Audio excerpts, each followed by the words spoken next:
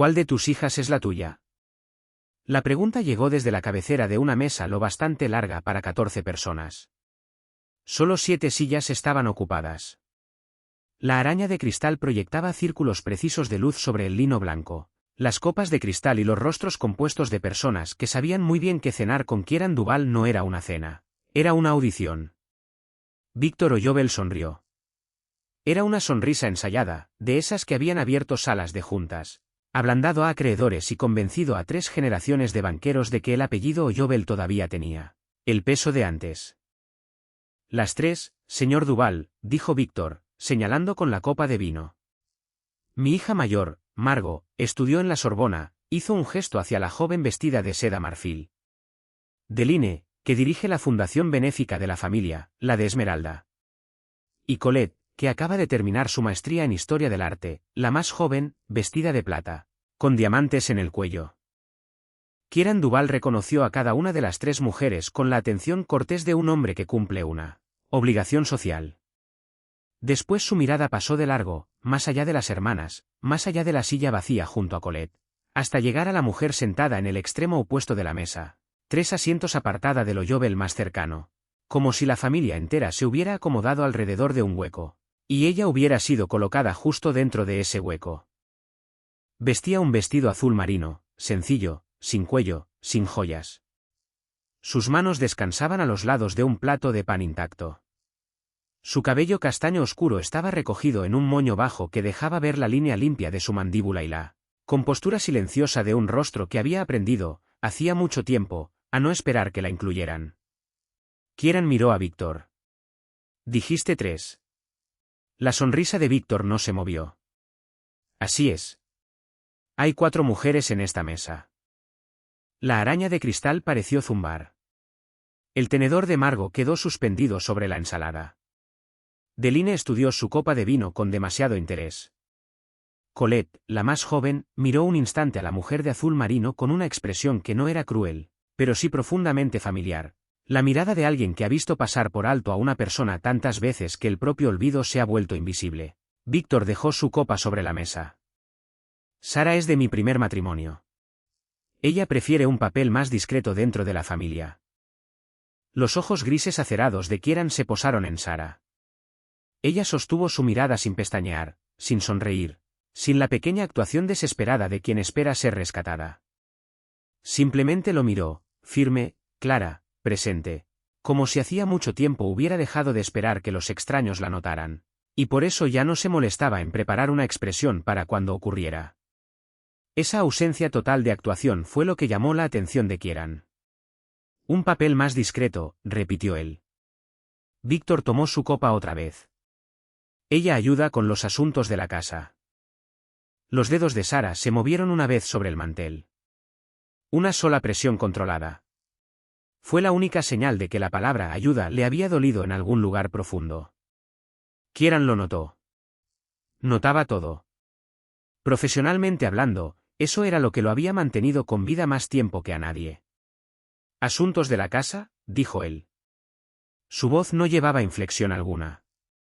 Las palabras quedaron sobre la mesa como una prueba en un juicio. Luego volvió a su plato, y la cena continuó como si nada hubiera cambiado. Pero algo sí había cambiado. 6 horas antes de esa cena que desmantelaría en silencio su vida, Sara Oyobel había estado de pie en la oficina del 3er piso de la sede portuaria de Oyobel Maritime, resolviendo un problema que oficialmente no le correspondía. La cuenta Kessler, su cliente naviero más grande, había reportado una discrepancia en las primas del seguro de carga del trimestre anterior. La discrepancia era de $340,000. La causa era un error de registro cometido por el nuevo director financiero de Víctor, un hombre cuya principal cualidad parecía ser estar de acuerdo con Víctor en voz muy alta. Sara había encontrado el error a las 6:14 de la mañana. Para las 8:30 ya había reestructurado el cronograma de primas, redactado una factura corregida y preparado un resumen para el cliente que presentaba la corrección como un ajuste de optimización trimestral y no como lo que realmente era, la prueba de que el ejecutivo elegido a dedo por su padre no sabía leer una tabla actuarial. A los 27 años, Sara había aprendido 3 reglas de supervivencia en la casa de su padre. Primera, resolver el problema antes de que llegue a él. Si Víctor descubría una crisis en curso, entraba en pánico. Si la descubría ya resuelta, se atribuía el mérito. Segunda, nunca alzar la voz. El volumen le daba a su padre un blanco fácil. La precisión no le daba nada que atacar. Tercera, permanecer invisible. No pasar desapercibida, sino ser invisible. Había una diferencia. A las personas que pasan desapercibidas simplemente no se les presta atención. A las personas invisibles se las coloca deliberadamente fuera de la vista, porque su visibilidad amenaza la versión de la historia que otro está contando. Sara era invisible porque, si alguien mirara con atención a Jovel Maritime, de verdad con atención, más allá del cabello plateado, de los apretones de manos en las juntas y de las 3 hijas fotogénicas en las galas benéficas, descubriría que la empresa había seguido con vida los últimos 9 años gracias a una mujer cuyo nombre no aparecía en ningún membrete, en ningún directorio de la compañía ni en ningún informe anual. Los proveedores conocían su voz. La autoridad portuaria conocía su firma. Los aseguradores conocían sus cálculos.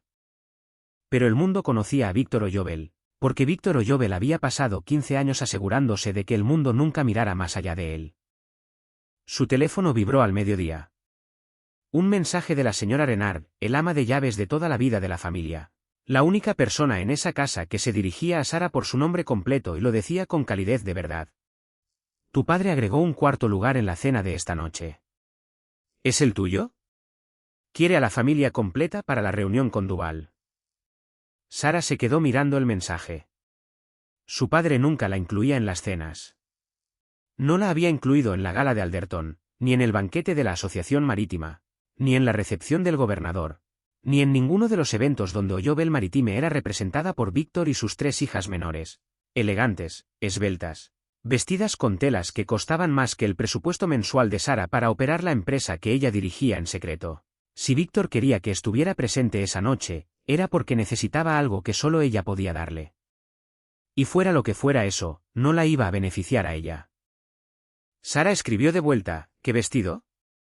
La respuesta de la señora Renard llegó al instante, el azul marino. Fue específico. Claro. El azul marino. El vestido más sencillo que Sara tenía. No el granate profundo que se había comprado ella misma la Navidad pasada y nunca había usado. Nada que llamara la atención. El azul marino, simple, sin color, invisible. Sara cerró su computadora, guardó el archivo de Kessler y empezó a prepararse para asistir a una cena en la que se sentaría en el extremo más lejano de una mesa y observaría a su padre fingir que ella era un mueble. La cena debía haber terminado con el postre. Kieran Duval ya había escuchado la propuesta de inversión de Víctor, una alianza entre el acceso portuario de Oyovel Maritime y la red logística de la organización Duval. Las cifras eran ambiciosas. La presentación, impecable. Las hijas, encantadoras.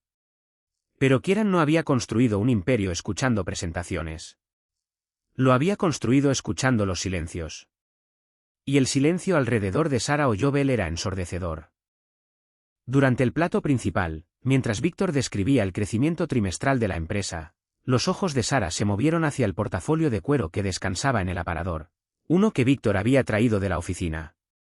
Su mirada se detuvo sobre él con el enfoque particular de alguien que reconoce el contenido desde el otro lado del salón porque ella misma lo escribió. Durante la conversación sobre los costos de modernización portuaria, la mano izquierda de Sara hizo un pequeño movimiento inconsciente, el pulgar presionando el dedo anular, una vez, 2 veces. El gesto de una persona haciendo aritmética mental y encontrando un número que no coincidía con el que se decía, en voz alta. Durante el postre, cuando Víctor citó la reestructuración del seguro como una iniciativa de liderazgo que supervisé personalmente, los ojos verde avellana de Sara bajaron hacia el plato. No de sumisión. De agotamiento. Ese agotamiento específico, que llega hasta los huesos, de una persona que ha visto a alguien más llevarse el mérito tantas veces que la injusticia ya no la enfurece, simplemente la respira, como el aire. Kieran vio todo eso.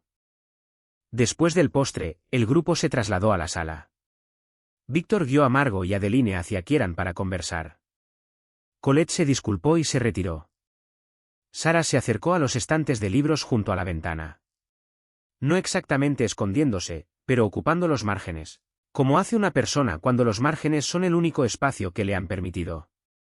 Kieran se disculpó con las hijas de Víctor, cortés, breve, y cruzó el salón. Desapareces notablemente bien para alguien de pie bajo una araña de cristal. Sara se dio la vuelta.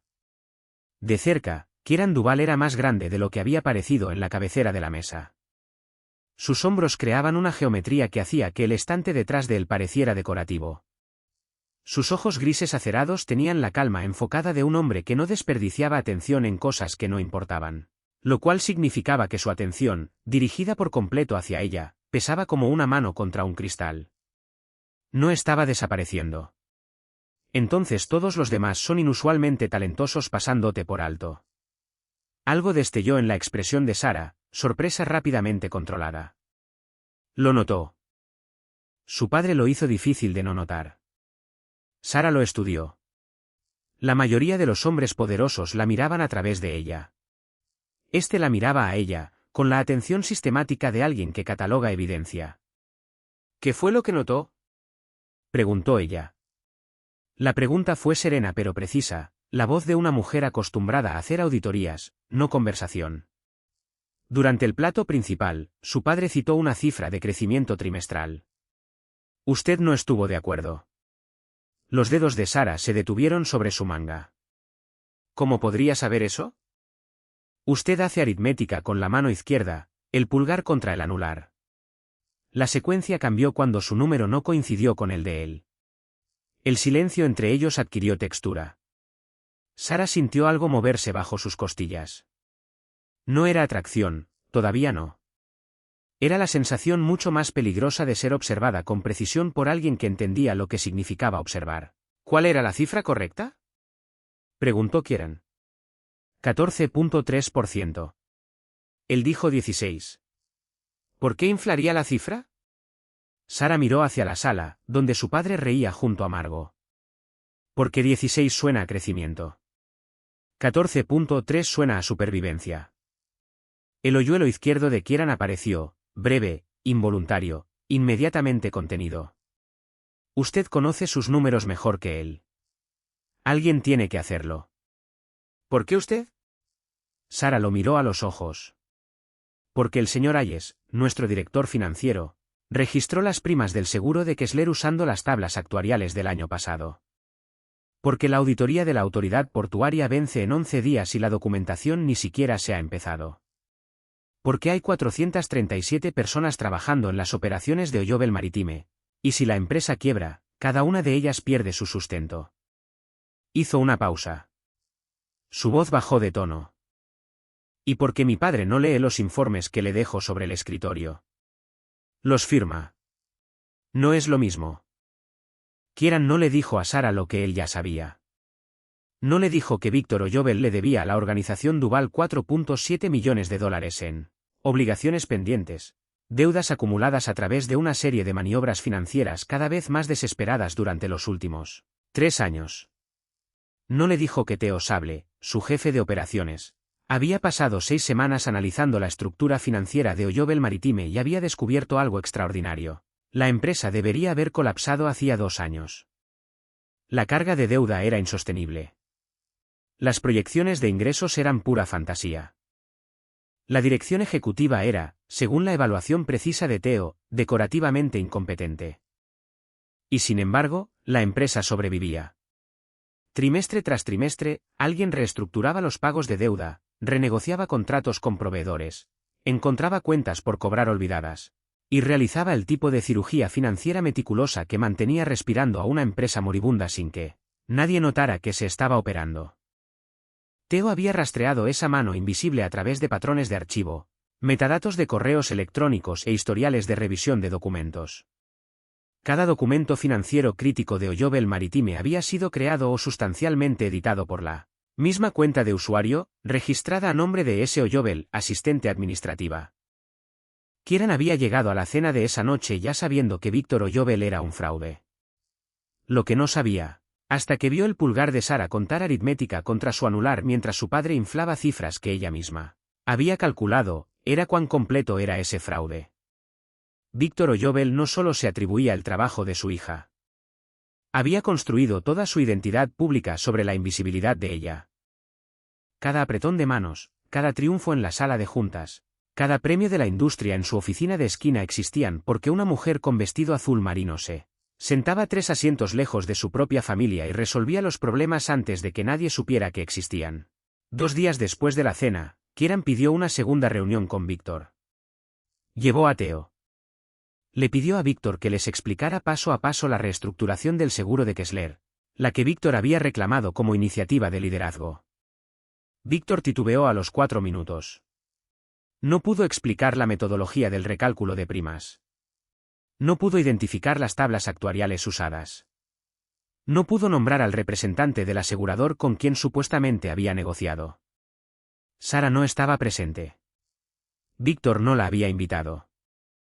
Kieran, sentado en la oficina de Víctor, escritorio de caoba, sillas de cuero, fotografías enmarcadas de Margot, de Line y Colette sobre la credenza, ninguna de Sara, pronunció una sola frase. Traiga a su hija a la próxima reunión. ¿Cuál de ellas? La que realmente hizo el trabajo. Víctor llevó a Sara a las oficinas de Duval 3 días después. Ella llegó con el vestido azul marino, porque Víctor una vez más había especificado el vestido azul marino, cargando un portafolio de cuero que sostenía contra su cuerpo como si fuera un escudo. La oficina de Kieran ocupaba todo el piso 42 de la Torre Duval. Los ventanales iban del suelo al techo. Los muebles eran oscuros, mínimos, precisos. El espacio de trabajo de un hombre que trataba la estética igual que trataba la conversación. Solo lo necesario, nada más. Theo Sable estaba de pie cerca de la ventana, sosteniendo una tableta. Tenía la expresión de un hombre que había leído el trabajo financiero de Sara durante 6 semanas y ahora conocía a la autora. Una expresión atrapada entre la admiración profesional y esa incredulidad particular de descubrir que una obra maestra había sido pintada por una persona a la que el museo fingía no conocer. Kieran señaló la silla frente a su escritorio. Víctor se dirigió hacia ella. La mirada de Kieran lo detuvo. Esa silla es para su hija. La sonrisa de Víctor se tensó. Sara dudó, y luego se sentó. El cuero estaba frío bajo ella. El escritorio era más grande que toda su oficina en Oyobel Maritime, que técnicamente era un armario de suministro reconvertido que ella misma había amueblado. Kieran abrió un expediente. La reestructuración de la prima de Kessler. Explíquemela. Víctor empezó a hablar. Kieran levantó una mano, la palma plana, los dedos juntos, y el salón quedó en silencio con la eficiencia de un interruptor de luz. Se lo pedí a Sara. Su nombre en la voz de Kieran, baja, precisa, cargada de un respeto que nadie le había ofrecido antes en esa mesa, hizo algo en la arquitectura de su compostura. Una fisura invisible desde afuera, pero estructural por dentro. Sara abrió su portafolio y entonces hizo lo que había hecho todos los días durante 9 años, sin público, sin mérito, sin la dignidad básica de ser reconocida. Explicó, con claridad, con la fluidez de alguien que había construido el sistema desde cero y entendía cada cable, cada conexión, cada muro de carga, el recálculo de la prima, el ajuste actuarial, la renegociación con proveedores que había ahorrado $220,000 en el tercer trimestre, y la estrategia de cumplimiento con la autoridad portuaria que había diseñado para sobrevivir la próxima auditoría. El modelo de flujo de caja que había construido para pagar las deudas de Víctor, deudas que se suponía que ella no debía conocer, pero que descubrió 18 meses atrás, cuando llegó una carta de un acreedor dirigida a su padre y ella la abrió porque su padre no abría su propio correo. Habló durante 12 minutos. La tableta de Theo fue bajando, centímetro a centímetro, hasta descansar olvidada contra su muslo. Víctor permaneció de pie junto a la ventana, las manos en los bolsillos, la mandíbula tensa. Cuando Sara terminó, el silencio tenía una calidad distinta al que había seguido a la omisión de su padre en la mesa de la cena. Aquel silencio había sido el sonido de alguien siendo borrada. Este silencio era el sonido de alguien siendo vista. Kieran se recostó en su silla. Sus ojos grises acerados sostuvieron los de ella. Su padre le debe a mi organización $4.7 millones. Sara no parpadeó. Lo sé. Víctor giró la cabeza bruscamente. Lo sé desde hace 18 meses, continuó Sara, con voz firme. He estado reestructurando los pagos trimestrales para evitar el incumplimiento. El próximo plazo vence el día 14. Los fondos estarán disponibles. Theo dejó escapar un pequeño sonido. El hoyuelo de Kieran apareció. Ha estado pagando una deuda que su padre no sabe que usted conoce.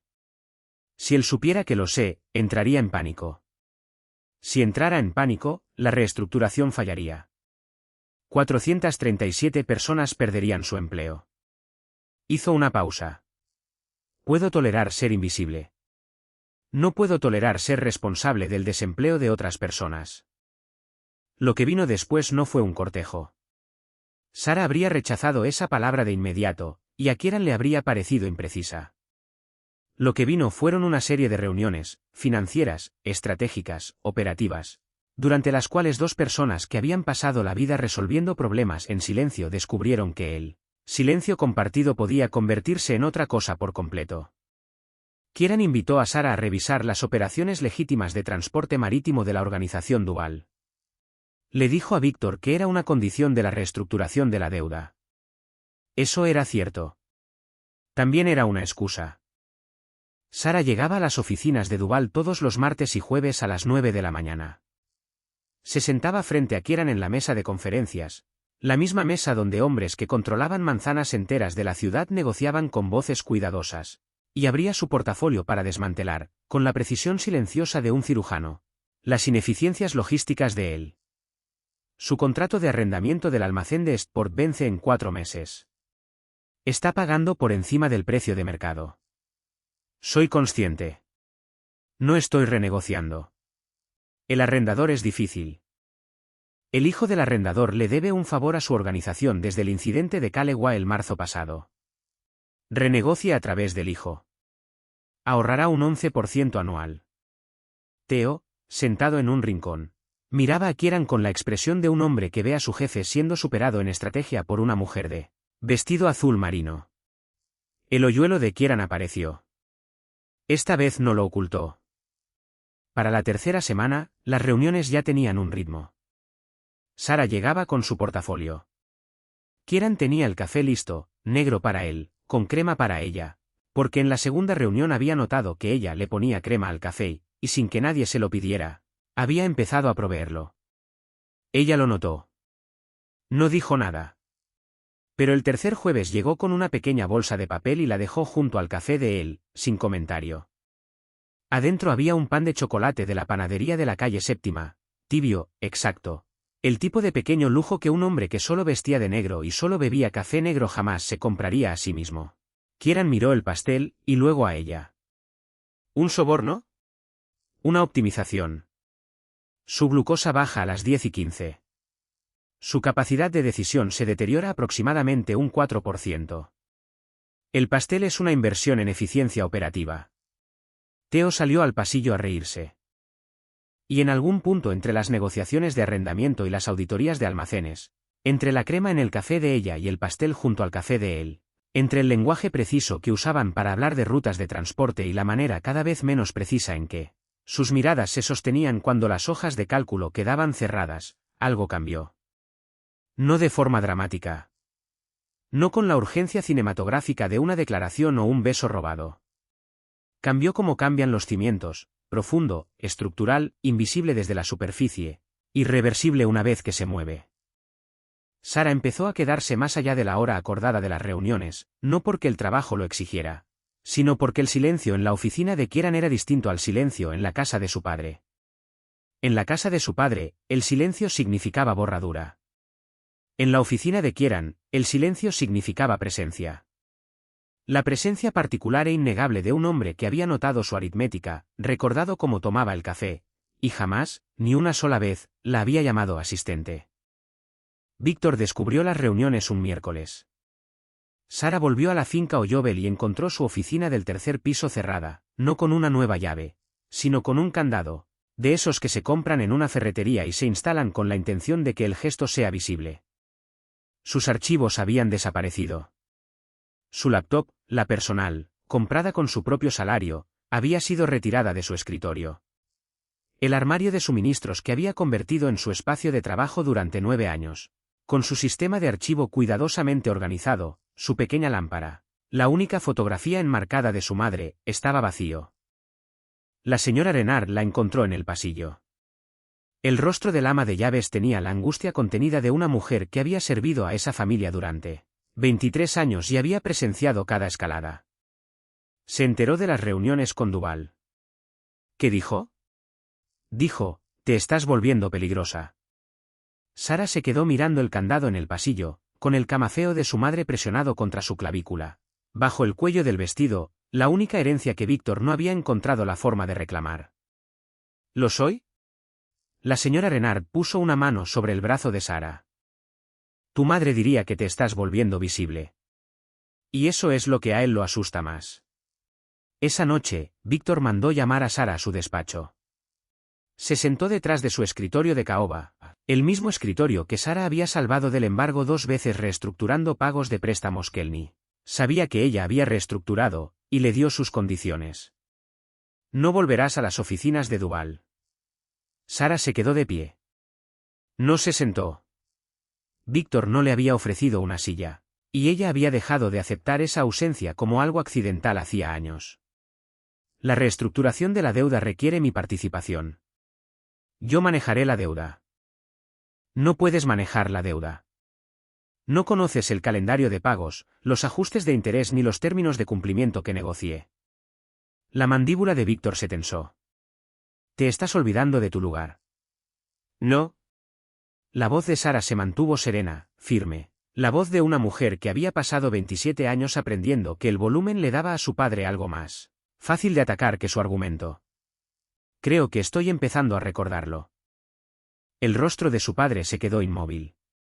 Era, se dio cuenta Sara, la misma expresión que había puesto en la mesa de Kieran, cuando la pregunta sobre la cuarta hija había desnudado el retrato cuidadosamente armado de su familia y revelado el hueco donde ella debía estar.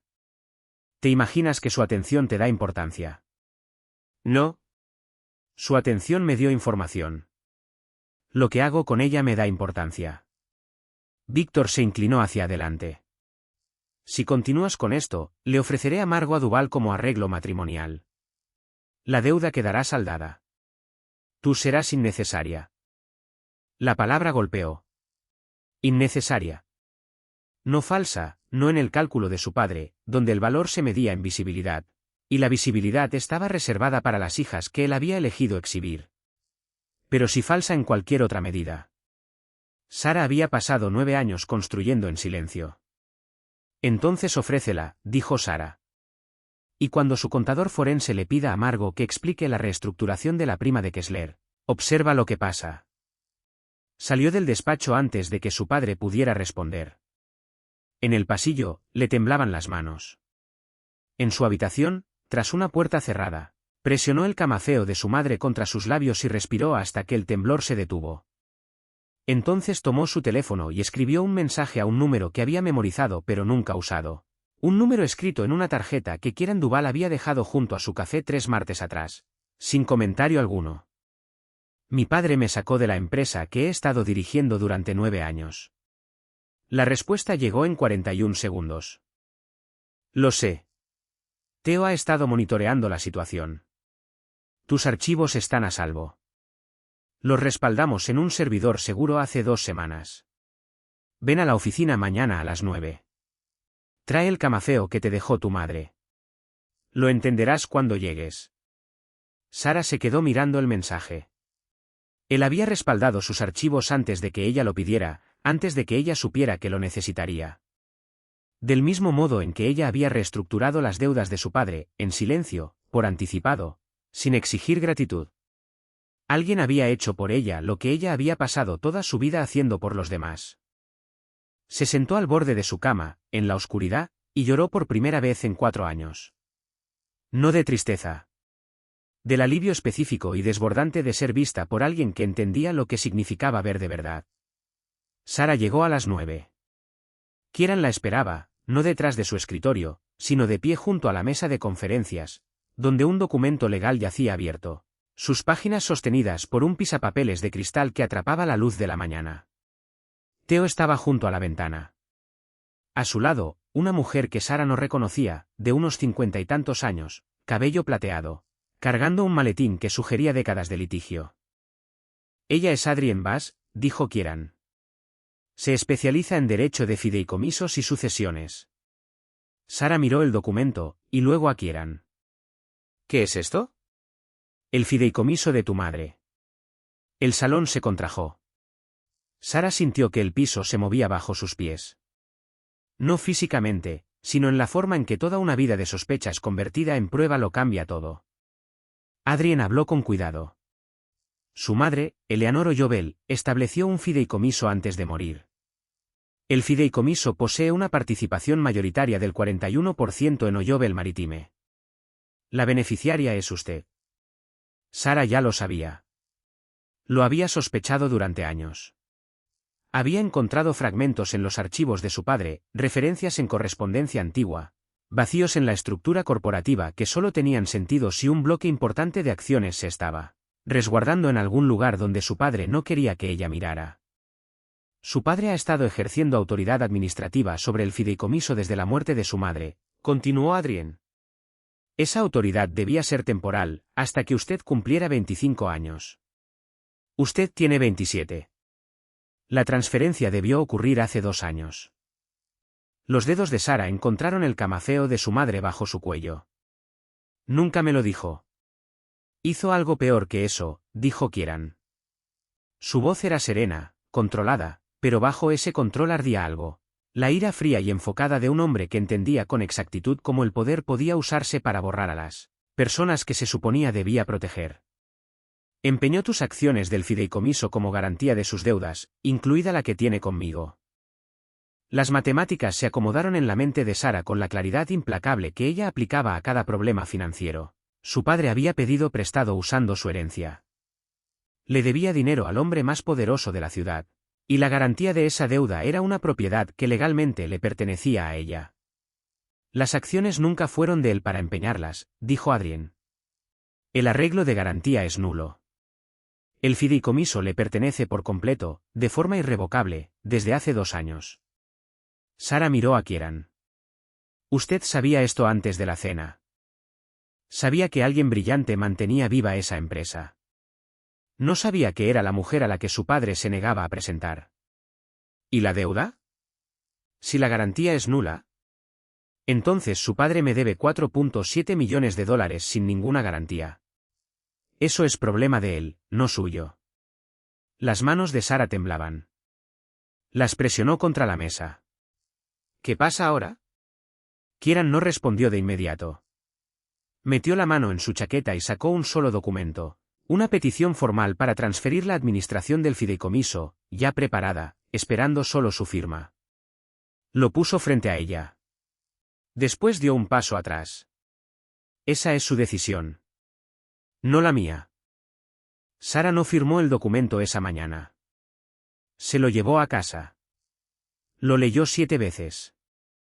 Llamó a Adrienne Bass y le hizo cada pregunta que hace una mujer cuando está a punto de reclamar una vida que le robaron antes de que fuera lo suficientemente mayor para entender el robo. Después invitó a su padre a cenar, no en la finca O'Yobel, no en un restaurante, sino en la sala de conferencias de Kieran Duvall, la misma mesa donde ella había desmantelado logística naviera y descubierto que la crema podía aparecer en su café sin necesidad de pedirla. Víctor llegó esperando negociar con Kieran. Encontró a su hija sentada sola, en la cabecera de la mesa. Sara observó a su padre procesar la escena, las sillas vacías, el único portafolio sobre la mesa, la ausencia de Kieran Duvall, la presencia de su hija mayor en un lugar que él nunca le había permitido ocupar. ¿Dónde está Duvall? Esta no es su reunión. Es la mía. Víctor se sentó. Su compostura se mantuvo. Pero Sara conocía la arquitectura de la confianza de su padre igual que conocía la arquitectura de su empresa, íntima, estructuralmente, desde adentro. Abrió el portafolio. Las acciones mayoritarias de O'Yobel Maritime me pertenecen. Me han pertenecido desde que cumplí 25 años. No me las transferiste porque las necesitabas como garantía para deudas que no podías pagar sin los ingresos generados por un trabajo que yo hice sin mérito, sin compensación y sin reconocimiento durante 9 años. El rostro de Víctor perdió el color. ¿Dónde encontraste En el mismo lugar donde encuentro todo. En los números que tú nunca lees. Puso la petición de transferencia sobre la mesa. Estoy tomando control de mi fideicomiso. Las acciones ya no servirán como garantía de tus obligaciones. Tu deuda con la organización Duval tendrá que resolverse con tus propios recursos. ¿Vas a destruirnos? No. La voz de Sara mantuvo el control preciso, inquebrantable, de una mujer que había ensayado esta conversación en su mente más tiempo del que su padre jamás sabría. Voy a dejar de destruirme a mí misma para salvarte a ti. Son cosas diferentes. Víctor la miró un instante. Breve, quebrado, honesto. Sara vio algo en el rostro de su padre que podía haber sido reconocimiento. No arrepentimiento. Reconocimiento. La expresión de un hombre que se da cuenta, demasiado tarde, de que la persona a la que había vuelto invisible era la única que lo sostenía en pie. Tu madre amaba esta empresa. Amaba a la gente que trabajaba en ella. Amaba la tierra sobre la que estaba construida.